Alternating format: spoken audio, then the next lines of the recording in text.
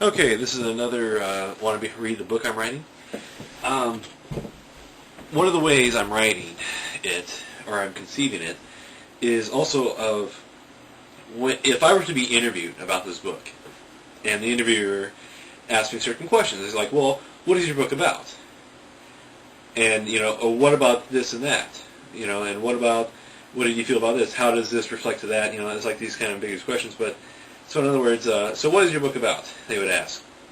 I was like, well, it's a little hard to explain, but kind of imagine Sopranos and Friday Night Lights mixed together with magic, and I think I was like, oh, okay, and the other thing is that it's going to have a semi reality show basis to it, and what I mean by that is that I because like I said, I'm thinking about the movie or the TV show I could generate out of this. Sorry. Because what I'm thinking about is that, all right, you have a group of kids in high school. They discover a way to get to this other world. The three guys in charge each have their own desire, their own thing that they want out of this, use of a portal to this other world. And it's a sandbox of an environment. The land is covered in fiefdoms. Basically, it's a feudal type society. And the thing is, though, it's like a feudal without the Roman, without the European kind of aspect. So it's like before the Romans took over a huge chunk of Europe, the people lived in kingdoms. They lived in little parcels of land that were ruled by the local. You lived within sight of the lowest level political figure, who oftentimes was also the religious figure. So that's the other thing to realize is that the reason why European communities seemed to fare a little bit better was that you had two leaders in each community, the political and then the religious. And that's where you can start developing the separation of church and state. So that's actually having the reason why Rome lasted and handled itself. Sorry, I get onto these little weird tangents of ideas, but the thing is, I realize I should, and also this is kind of what I explore in my writing as well.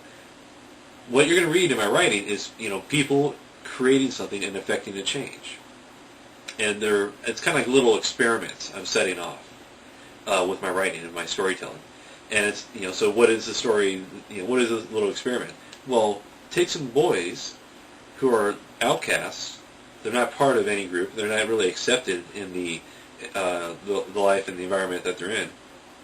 They're picked on. They're the picked on kids, and they're the whiners. The people are just like, and they just can't quite fit in. They can't really sit with each other. They're either alone or they're with a group of loners, kind of thing. Goth kids, but really nerds. So I'm thinking more like the nerds, and that's happened a good lucky happenstance because that's how they end up interpreting magic, and that's how I can interpret magic. For you, the guy reading it. And that's the other thing. I just don't like magic because to me, the idea of magic is bullshit.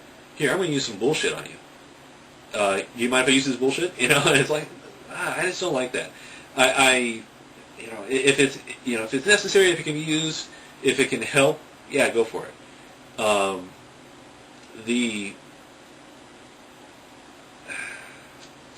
a little worried that time is passing in the story, but at the same time, it's 4 years. So at the end of 4 years, these guys are going to be fairly savvy with magic.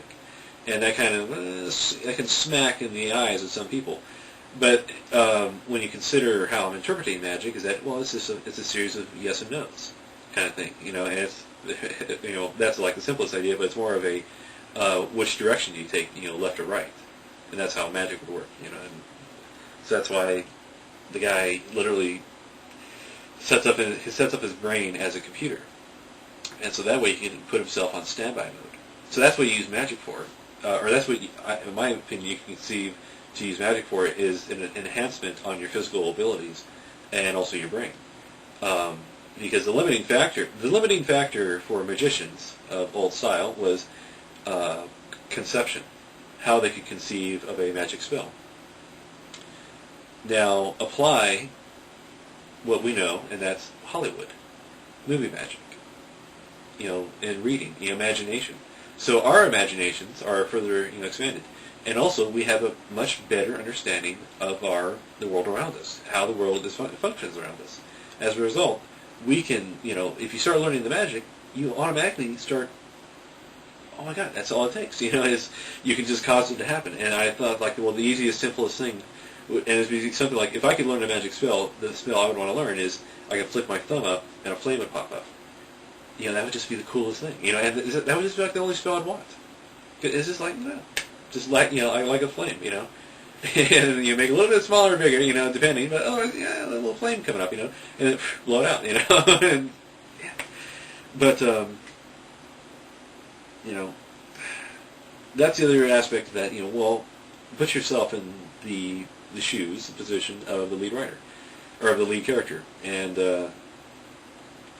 you can do that, but it's a little hard, because you have to develop a persona, a character, which is why, if you want to be a writer, I think taking some acting classes would help, in my opinion.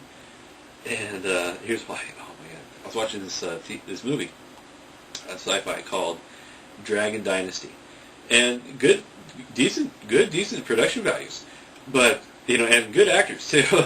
But it's just the camera work, but it's more like the editing and the storytelling. Where you're just kind of made it fall apart, here and there. But really, it's the storytelling and the dialogue. The dialogue, was not good in my opinion. It's too stiff. It just didn't, that's the way I write my characters. Remember, the way I write is that I'm thinking of a movie that I'm watching. What would I want to see happen in the movie next? What would be interesting? What would be entertaining to me? So, it's kind of how it is. But what it's entertaining to me is what I like, and what I like is, these just epic swords and just beating the crap out of each other. But it's realistic.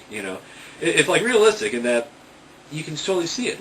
Here they are in this environment. Here they are. Okay, they walk over a hill and they see the enemy. The enemy charges an attack, and they charge an attack.